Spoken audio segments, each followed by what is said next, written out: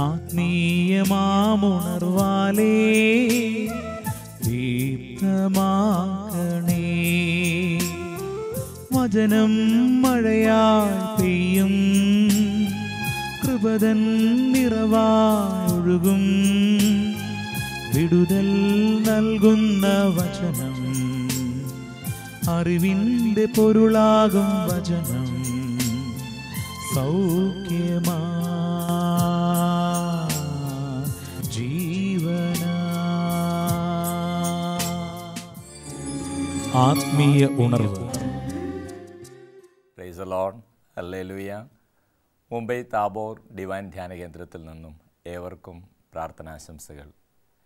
ഈ വചന ശുശ്രൂഷയിൽ പങ്കെടുക്കുന്ന നിങ്ങളെല്ലാവരെയും സർവശക്തനായ ദൈവം സമൃദ്ധമായി സൗഖ്യവും അഭിഷേകവും വിടുതലും നൽകി അനുഗ്രഹിക്കട്ടെ എന്ന് പ്രാർത്ഥിക്കുന്നു.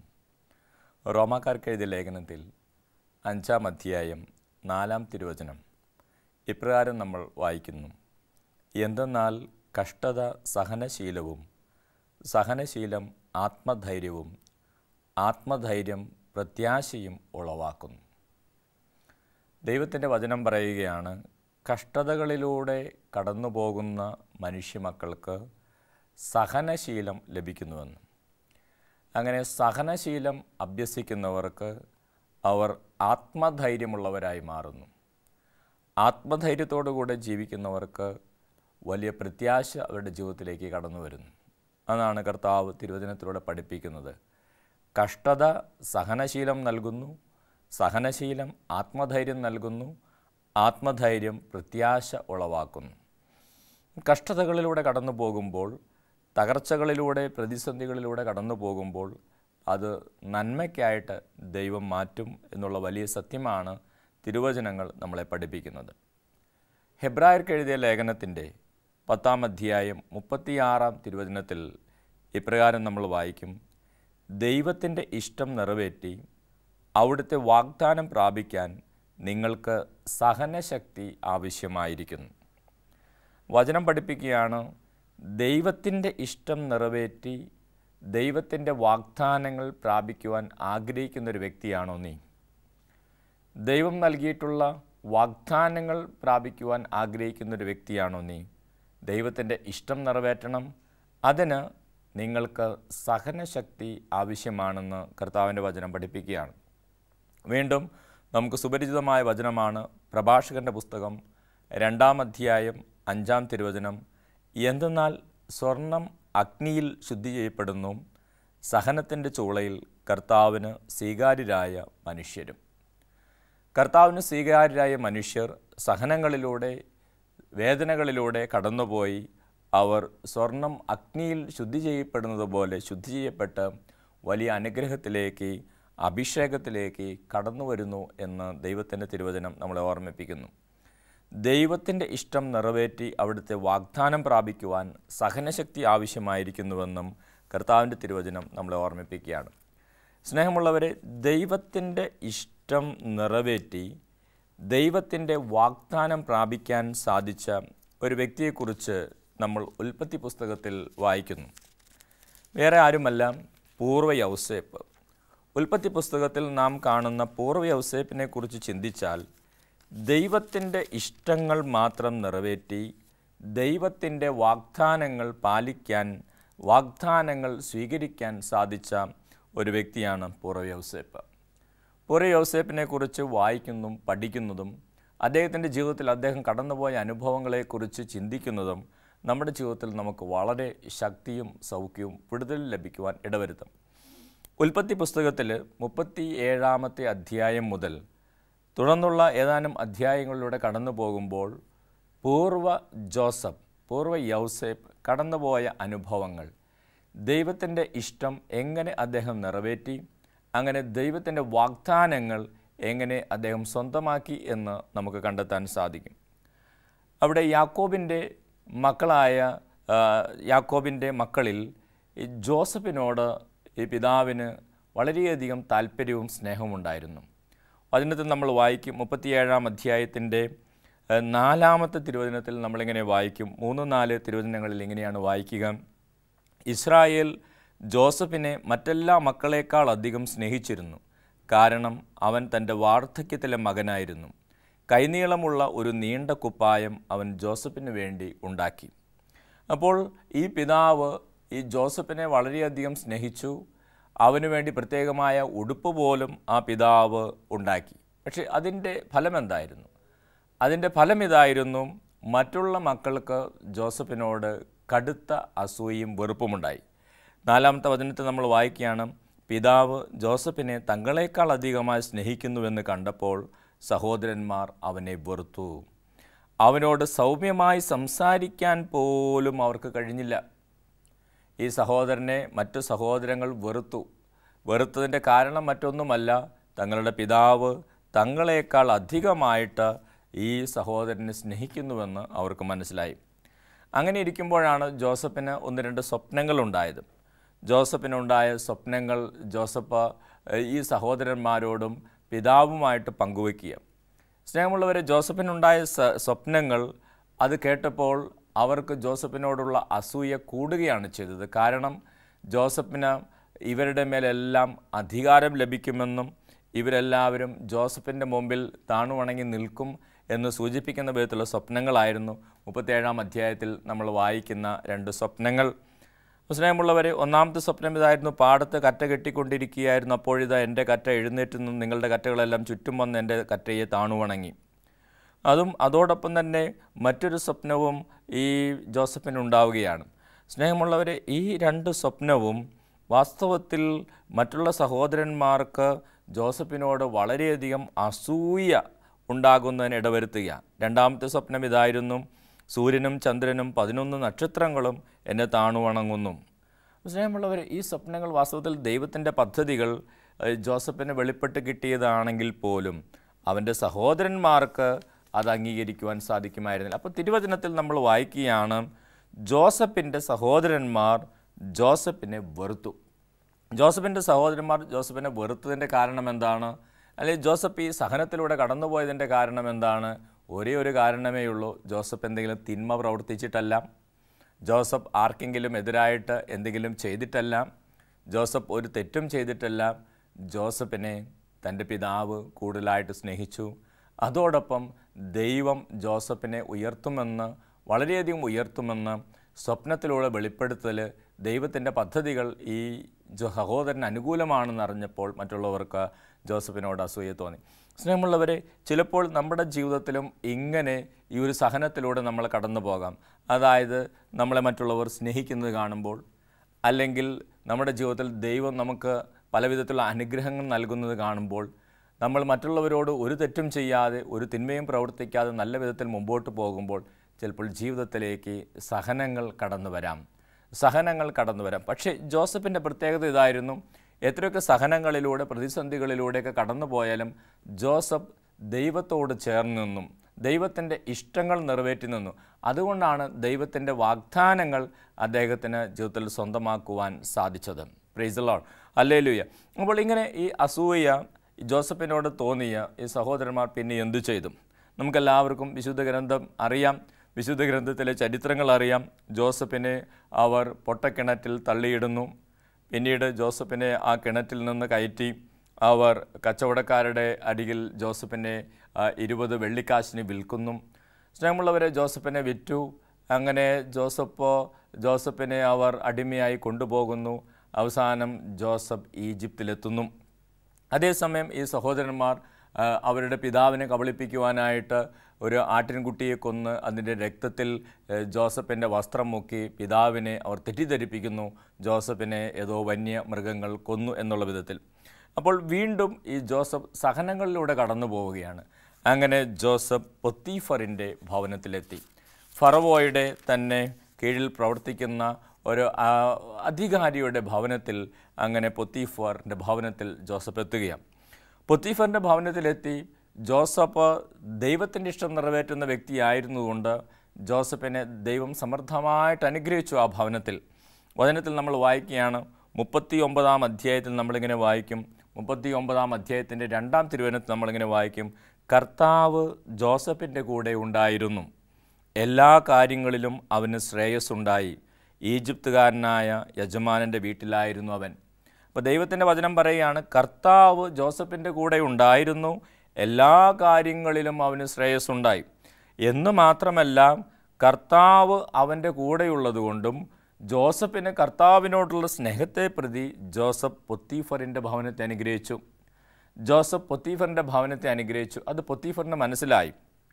ഈ ചെറുപ്പക്കാരൻ തൻ്റെ വീട്ടിൽ വന്ന അന്നു മുതൽ തൻ്റെ കുടുംബത്തിൽ കൂടുതൽ അനുഗ്രഹവും കൂടുതൽ ദൈവകൃപയും ലഭിക്കുന്നുവെന്ന് ഈ മനുഷ്യന് മനസ്സിലായി. അതുകൊണ്ട് അദ്ദേഹം തൻ്റെ ഭവനത്തിലെ എല്ലാ കാര്യങ്ങളുടെയും ചുമതല ജോസഫിനെ ഏൽപ്പിച്ചു. അപ്പോൾ താൽക്കാലികമായ ഒരു സന്തോഷം, ഒരു ആനന്ദത്തിലൂടെ ജോസഫ് കടന്നു പോവുകയാണ്. എന്നാൽ അപ്പോഴാണ് ജോസഫിൻ്റെ ജീവിതത്തിൽ അടുത്ത സഹനം കടന്നു വരുന്നത്, അടുത്ത പ്രതിസന്ധി, അടുത്ത പരീക്ഷണം കടന്നു വരുന്നത്. നമ്മൾ വീണ്ടും വായിക്കുന്നു ഉൽപ്പത്തി പുസ്തകത്തിൽ 39-ാം അധ്യായത്തിൽ 7-ാമത്തെ തിരുവചനത്തിൽ നമ്മളിങ്ങനെ വായിക്കുന്നു, ജോസഫ് വടിവൊത്ത ശരീരമുള്ളവനും സുമുഖനുമായിരുന്നു. കുറച്ചുനാൾ കഴിഞ്ഞപ്പോൾ അവൻ്റെ യജമാനൻ്റെ ഭാര്യയ്ക്ക് അവനിൽ അഭിലാഷം തോന്നി, എൻ്റെ കൂടെ ശയിക്കുക. അവൾ അവനോട് ആവശ്യപ്പെട്ടു. സ്നേഹമുള്ളവരെ, ജോസഫ് വളരെ നന്നായി, വളരെ മാന്യമായി ഒരു വിശുദ്ധ ജീവിതം നയിച്ച് പൊത്തീഫറിൻ്റെ ഭവനത്തിൽ എല്ലാ ജോലികളും ചെയ്തങ്ങനെ മുമ്പോട്ട് പോകുമ്പോൾ അവൻ്റെ ജീവിതത്തിൽ അടുത്ത സഹനം കടന്നു വരികയാണ്. ജോസഫിൻ്റെ സൗന്ദര്യത്തിൽ, അതോടൊപ്പം ജോസഫിൻ്റെ ശരീരത്തിലും സൗന്ദര്യത്തിലും വീണ് ആ ഭവനത്തിലെ യജമാനൻ്റെ ഭാര്യ തന്നെ ഈ ജോസഫിനെ തെറ്റ് ചെയ്യാൻ നിർബന്ധിക്കുകയാണ്. അത് ഒരു വട്ടമോ രണ്ടു വട്ടമോ അല്ല അവൾ നിർബന്ധിച്ചു കൊണ്ടിരുന്നത്. വചനത്തിൽ എഴുതിയിരിക്കുന്നു, 10-ാമത്തെ തിരുവചനത്തിൽ എഴുതിയിരിക്കുകയാണ്, അനുദിനം അവൾ പറഞ്ഞിട്ടും അവളുടെ കൂടെ ശയിക്കാനോ അവളുടെ അടുത്തിരിക്കാനോ അവൻ കൂട്ടാക്കിയില്ല. അപ്പോൾ ഈ പരീക്ഷണം, പ്രലോഭനം വല്ലപ്പോഴും അല്ല ഉണ്ടായിരുന്നത്.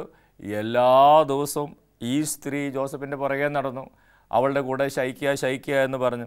സ്നേഹമുള്ളവരെ, അപ്പോഴും ജോസഫ് പിടിച്ചു നിന്നു. അതാണ് ജോസഫിൻ്റെ മഹത്വം നമ്മൾ മനസ്സിലാക്കേണ്ടത്. യജമാനൻ്റെ ഭവനത്തിൽ യജമാനൻ്റെ ഭാര്യ അവളുടെ കൂടെ ശയിക്കാൻ പലവട്ടം ക്ഷണിക്കുമ്പോൾ ജോസഫിന് വേണമെങ്കിൽ ആ സാഹചര്യങ്ങൾ മുതലാക്കി ശരീരത്തിൻ്റെ സുഖങ്ങളിലൂടെ കടന്നു പോകാമായിരുന്നു. ആരും അറിയാനും കേൾക്കാനും ഒന്നും പോകുന്നില്ല. പക്ഷേ യജമാനൻ്റെ ഭാര്യയുടെ പ്രീതി സമ്പാദിക്കുകയും ചെയ്യാം. പക്ഷേ ദൈവത്തിൻ്റെ ഇഷ്ടത്തിന് വിപരീതമായിട്ട് പ്രവർത്തിക്കാൻ ജോസഫ് ഒരിക്കലും തയ്യാറായിരുന്നില്ല. ദൈവകൽപ്പനകൾക്കെതിരായിട്ട് പ്രവർത്തിക്കുവാൻ ജോസഫ് ഒരിക്കലും തയ്യാറായിരുന്നില്ല. അതുകൊണ്ട് വചനത്തിൽ എഴുതിയിരിക്കുകയാണ്, അവളുടെ നിർബന്ധത്തിന് വഴങ്ങാനോ അവളുടെ അടുത്തിരിക്കാനോ ജോസഫ് തയ്യാറായില്ല. സ്നേഹമുള്ളവർ, എന്നാൽ ഒരു ദിവസം അവൾ നിർബന്ധിച്ച് ജോസഫിൻ്റെ വസ്ത്രത്തിൽ കയറി പിടിക്കുന്നതിനെക്കുറിച്ച് തുടർന്ന് നമ്മൾ വായിക്കുന്നു. അങ്ങനെ ജോസഫ് അവിടുന്ന് ഓടി രക്ഷപ്പെട്ടപ്പോൾ ജോസഫിനെതിരായിട്ട് കുതന്ത്രങ്ങൾ മെനഞ്ഞ് യജമാനൻ്റെ ഭാര്യ ജോസഫിനെ അവസാനം ജയിലിലെത്തിക്കുന്നു. അങ്ങനെ ജോസഫിൻ്റെ ജീവിതത്തിൽ അടുത്ത സഹനം കടന്നു വരിക. സ്നേഹമുള്ളവരെ, അപ്പോൾ ഈ സഹനം എന്തിനാണ് കടന്നു വന്നത്? ദൈവത്തിൻ്റെ കൽപ്പനകളോടൊപ്പം നിന്നു, ദൈവത്തിൻ്റെ ഇഷ്ടമനുസരിച്ച് പ്രവർത്തിച്ചു, സത്യത്തിനു വേണ്ടി നിന്നു, ആത്മാർത്ഥമായിട്ട് യജമാനനോട് തൻ്റെ സ്നേഹവും ഭക്തിയും കാണിച്ചു, വിശ്വസ്തത കാണിച്ചു. അപ്പോഴാണ് ഈ സഹനം കടന്നു വരുന്നത് ജോസഫിൻ്റെ ജീവിതത്തിൽ. സ്നേഹമുള്ളവരെ, ജോസഫിൻ്റെ ജീവിതത്തിൽ നമ്മൾ പഠിക്കേണ്ട വേറൊരു കാര്യം ഇതാണ്. ചിലപ്പോഴൊക്കെ നമ്മുടെ ജീവിതത്തിൽ നന്മകൾക്ക് വേണ്ടി നിലകൊള്ളുമ്പോൾ, നമ്മുടെ യജമാനന്മാരുടെ വിശ്വസ്തരായിരിക്കുമ്പോൾ, നമ്മുടെ ജീവിത അന്തസ്സിനോട് വിശ്വസ്തരായിരിക്കുമ്പോൾ, ചിലപ്പോൾ നമ്മുടെ ജോലിയോട് വിശ്വസ്തരായിരിക്കുമ്പോൾ, നല്ല കാര്യങ്ങൾ മാത്രം ചെയ്ത് മുമ്പോട്ട് പോകുമ്പോൾ, ചിലപ്പോൾ ഇതുപോലെയുള്ള തെറ്റിദ്ധാരണകളിലൂടെ, സഹനങ്ങളിലൂടെ ഒക്കെ നമ്മളും കടന്നു പോകാം. ജോസഫിൻ്റെ ജീവിതത്തിൽ നിന്ന് നമ്മൾ മനസ്സിലാക്കേണ്ട ഒരു കാര്യമാണ്. അതേസമയം വചനത്തിൽ വളരെ വ്യക്തമായിട്ട് എഴുതിയിട്ടുണ്ട്, കർത്താവ് ജോസഫിൻ്റെ കൂടെ ഉണ്ടായിരുന്നു. അപ്പോൾ കർത്താവ് ജോസഫിൻ്റെ കൂടെ ഉണ്ടായിരുന്നിട്ടും ജോസഫിൻ്റെ ജീവിതത്തിൽ ഇങ്ങനെയുള്ള സഹനങ്ങൾ ഉണ്ടായി എന്നുള്ളതാണ് നമ്മൾ ശ്രദ്ധിക്കേണ്ടത്. അപ്പോൾ നമ്മൾ മനസ്സിലാക്കേണ്ട ഒരു വലിയ സത്യം ഇതാണ്, ജീവിതത്തിൽ ചിലപ്പോൾ ചില സഹനങ്ങൾ, ചില പ്രതിസന്ധികളൊക്കെ നമ്മൾ നന്മ ചെയ്തിട്ട് നമ്മുടെ ജീവിതത്തിൽ കടന്നു വരുമ്പോൾ ചിലപ്പോൾ നമ്മൾ നിരാശയോടെ ചിലപ്പോൾ ദൈവത്തോട് ചോദിക്കും, ദൈവമേ നീ എൻ്റെ കൂടെ ഇല്ലേ, ദൈവം എന്തുകൊണ്ടാണ് നീ എന്നെ ഇങ്ങനെയൊക്കെ ഉള്ള കാര്യങ്ങൾ അനുവദിക്കുന്നത്, അല്ലെങ്കിൽ ദൈവം എൻ്റെ കൂടെ ഇല്ല, ദൈവം എന്നെ കൈവിട്ടു എന്നൊക്കെ ചില മനുഷ്യർ പറയും. വാസ്തവത്തിൽ നമ്മൾ ജോസഫിൻ്റെ ജീവിതത്തിൽ നിന്ന് പഠിക്കേണ്ട ഒരു പാഠം ഇതാണ്, ദൈവം ജോസഫിൻ്റെ കൂടെ ഉണ്ടായിരുന്നിട്ടും ജോസഫ് ഈ സഹനത്തിലൂടെയൊക്കെ കടന്നുപോയി എന്നുള്ളതാണ്. അപ്പോഴും ജോസഫ് ദൈവത്തോട് വിശ്വസ്തനായിരുന്നു. സ്നേഹമുള്ളവരെ, തുടർന്ന് വചനങ്ങളിൽ നമ്മൾ വായിക്കുന്നു, ഇപ്പോൾ ജോസഫ് കാരാഗൃഹത്തിലെത്തി. തൻ്റെ യജമാനൻ്റെ ഭാര്യയുടെ കുതന്ത്രത്തിൽപ്പെട്ട് ജോസഫ് കാരാഗൃഹത്തിലെത്തി. അങ്ങനെ ജോസഫ് കാരാഗൃഹത്തിലെത്തിക്കഴിഞ്ഞപ്പോൾ അവിടെ ഫറവോയുടെ പാചകക്കാരനും അതോടൊപ്പം പാനപാത്രവാഹകനും അവിടെ ജോസഫിനോടൊപ്പം വരികയാണ്. അവർക്കുണ്ടാകുന്ന സ്വപ്നങ്ങൾ ജോസഫിനോട് പറയുന്നു. അങ്ങനെ ജോസഫ് അത് വ്യാഖ്യാനിച്ചു കൊടുക്കുന്നു. 3 ദിവസത്തിനുള്ളിൽ ആ സ്വപ്നം പോലെ തന്നെ കാര്യങ്ങൾ സംഭവിക്കുകയും ചെയ്യുന്നു.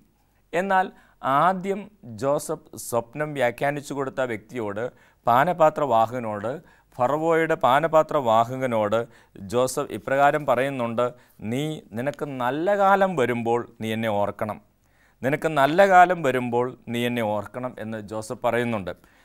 ഉൽപ്പത്തി പുസ്തകം 40-ാം അധ്യായത്തിൻ്റെ 14-ാം തിരുവചനത്തിൽ നമ്മളിങ്ങനെ വായിക്കും.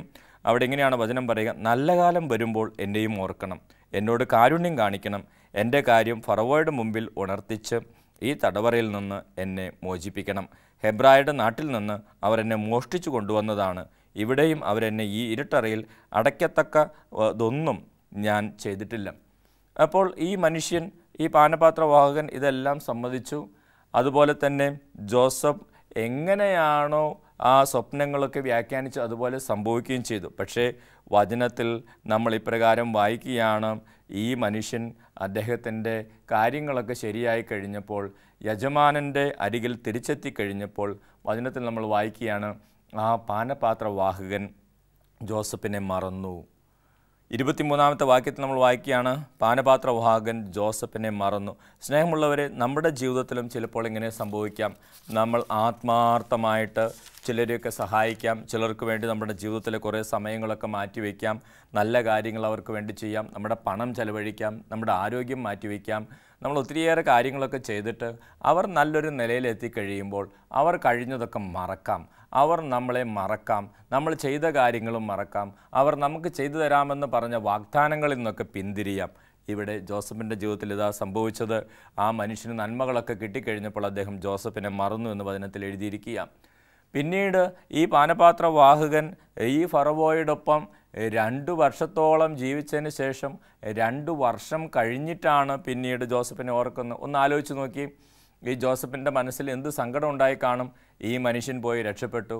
അതിനുശേഷം ഏതാനും മാസങ്ങളല്ല, 2 വർഷം കഴിഞ്ഞിട്ടാണ് ഈ മനുഷ്യൻ പിന്നീട് ഈ കാര്യങ്ങൾ, ഈ ജോസഫിനെയൊക്കെ ഓർക്കുന്നത്.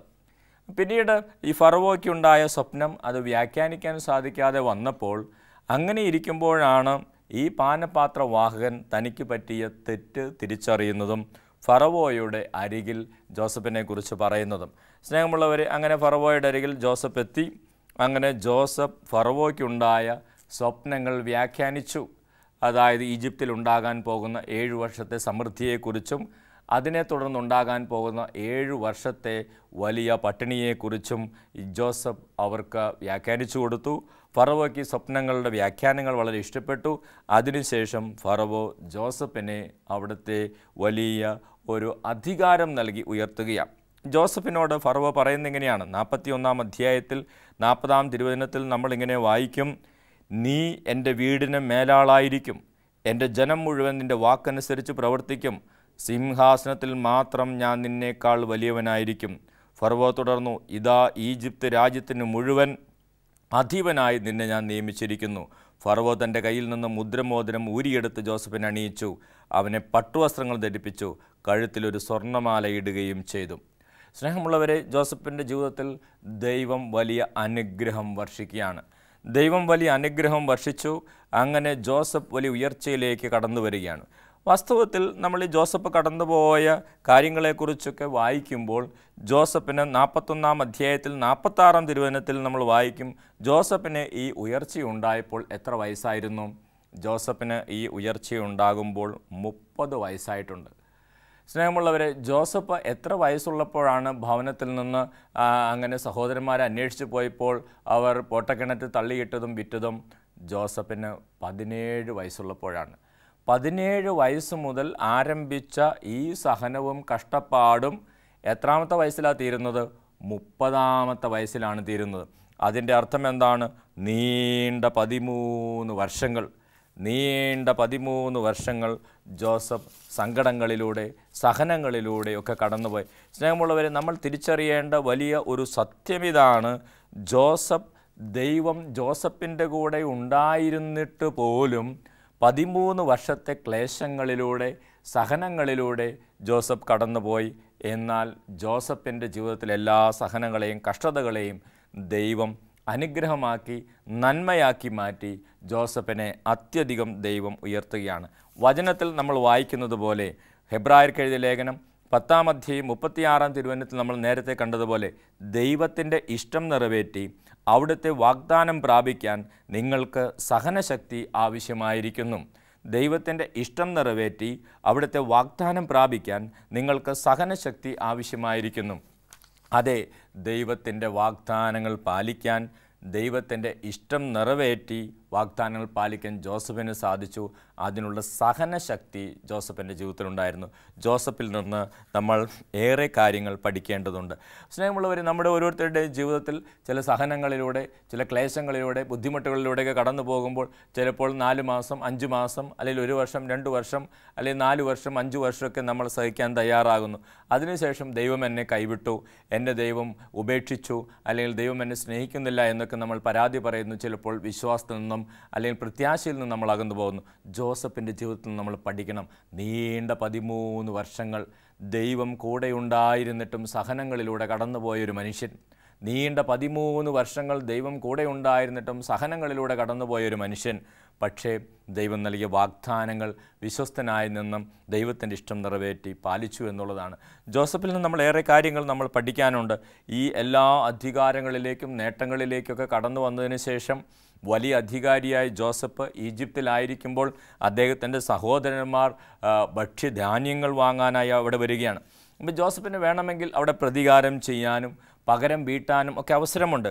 പക്ഷേ ജോസഫ് അവരോട് ക്ഷമിക്കുന്നതും അവരോട് സ്നേഹപൂർവ്വം പെരുമാറുന്നതും ജോസഫിൻ്റെ നന്മയെ നമ്മൾ കണ്ടുപഠിക്കേണ്ടതുണ്ട്. ഉൽപ്പത്തി പുസ്തകം 45-ാം അധ്യായം 8-ാം തിരുവചനത്തിൽ ജോസഫ് തൻ്റെ സഹോദരന്മാരെ ആശ്വസിപ്പിക്കുകയാണ്. നിങ്ങളല്ല, ദൈവമാണ് എന്നെ ഇങ്ങോട്ടേക്ക് അയച്ചത്. അവിടുന്ന് എന്നെ ഫറവോയ്ക്ക് പിതാവും അവൻ്റെ വീടിനു നാഥനും ഈജിപ്ത് ദേശത്തിന് അധിപനുമാക്കിയിരിക്കുന്നു. Praise the Lord, hallelujah. സ്നേഹമുള്ളവരെ, എല്ലാം മറക്കുന്നു, എല്ലാം ക്ഷമിക്കുന്നു, എല്ലാം പൊറുക്കുന്നു, എല്ലാം ദൈവത്തിൻ്റെ പദ്ധതിയുടെ ഭാഗമായിട്ട് ജോസഫ് കാണുകയാണ്. സ്നേഹമുള്ളവരെ, അതാണ് ജോസഫിൻ്റെ നല്ല മനസ്സ് എന്ന് പറയുന്നത്.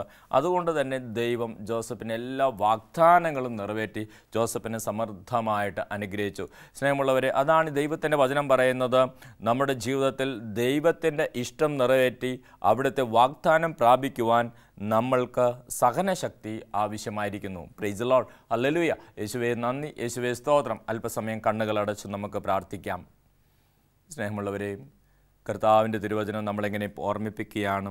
കഷ്ടത സഹനശീലവും, സഹനശീലം ആത്മധൈര്യവും, ആത്മധൈര്യം പ്രത്യാശയും ഉളവാക്കുന്നു. അതേ സ്നേഹമുള്ളവരെ, കഷ്ടതകളിലൂടെ കടന്നു പോകുമ്പോൾ അത് നമുക്ക് സഹനശീലം നൽകുന്നു. ആ സഹനശീലം നമ്മെ ആത്മധൈര്യമുള്ളവരാക്കി മാറ്റുന്നു. ആത്മധൈര്യം നമ്മളെ പ്രത്യാശയിലേക്ക് നയിക്കുന്നു. വീണ്ടും ദൈവത്തിൻ്റെ വചനം പറയുന്നു, ദൈവത്തിൻ്റെ വാഗ്ദാനങ്ങൾ പാലിക്കാൻ സാധിക്കുക ദൈവത്തിൻ്റെ ഇഷ്ടം നിറവേറ്റുന്നവർക്കാണ്. അങ്ങനെ ദൈവത്തിൻ്റെ ഇഷ്ടം നിറവേറ്റി വാഗ്ദാനങ്ങൾ പാലിക്കാൻ സാധിക്കുന്നത് സഹനശക്തിയുള്ളവരാണ്. ജോസഫിൻ്റെ ജീവിതത്തിലൂടെ നമ്മൾ കടന്നു പോകുമ്പോൾ നമുക്കതാണ് മനസ്സിലാക്കാൻ സാധിക്കുക. ഒരു തെറ്റും ചെയ്യാതെ നന്മകൾ മാത്രം ചെയ്ത് വചനമനുസരിച്ച് ജീവിച്ച് ദൈവത്തിൽ ആശ്രയിച്ച് വിശ്വസ്തയോടെ മുമ്പോട്ട് പോയ ജോസഫിൻ്റെ ജീവിതത്തിലേക്ക് ഒത്തിരിയേറെ ക്ലേശങ്ങളും കഷ്ടതകളൊക്കെ കടന്നു വന്നു. ജോസഫ് കർത്താവിൻ്റെ കൂടെ ഉണ്ടായിരുന്നു എന്ന് വചനം പഠിപ്പിച്ചിട്ടും ജോസഫിൻ്റെ ജീവിതത്തിൽ ഒത്തിരിയേറെ ക്ലേശങ്ങളുണ്ടായിരുന്നു. നീണ്ട 13 വർഷങ്ങൾ സഹനങ്ങളിലൂടെ കടന്നുപോയി. എന്നാൽ ദൈവത്തെ ആശ്രയിച്ച് ദൈവത്തിൻ്റെ ഇഷ്ടം നിറവേറ്റി ജോസഫിനെ ദൈവം അത്യധികം ഉയർത്തി. ജോസഫിനെ നമുക്ക് മാതൃകയാക്കാം. ജീവിതത്തിൻ്റെ ദുഃഖങ്ങളിലും പ്രതിസന്ധികളും തളർന്നു പോകാതെ ജോസഫിൻ്റെ സഹനങ്ങളെക്കുറിച്ച് ധ്യാനിച്ച് നമുക്ക് കൂടുതൽ ശക്തിയുള്ളവരായി മാറാം. നമുക്ക് നമ്മുടെ ജീവിതത്തിലെ എല്ലാ ബുദ്ധിമുട്ടുകളും സഹനങ്ങളും കർത്താവിന് സമർപ്പിച്ച് കൂടുതൽ കൃപ കൊണ്ട് നിറയാൻ നമുക്ക് പ്രാർത്ഥിക്കുകയും ചെയ്യാം. ഈ വചന ശുശ്രൂഷയിൽ പങ്കെടുത്തുകൊണ്ടിരിക്കുന്ന നിങ്ങൾക്കെല്ലാവർക്കും നിങ്ങളുടെ കഷ്ടതകളിൽ തളർന്നു പോകാതെ തകർന്നു പോകാതെ ദൈവത്തിൽ ആശ്രയിച്ച് മുമ്പോട്ട് പോകാനുള്ള ആത്മധൈര്യവും പ്രത്യാശയും സർവശക്തനായ ദൈവം നൽകട്ടെ എന്ന് പ്രാർത്ഥിക്കുന്നു.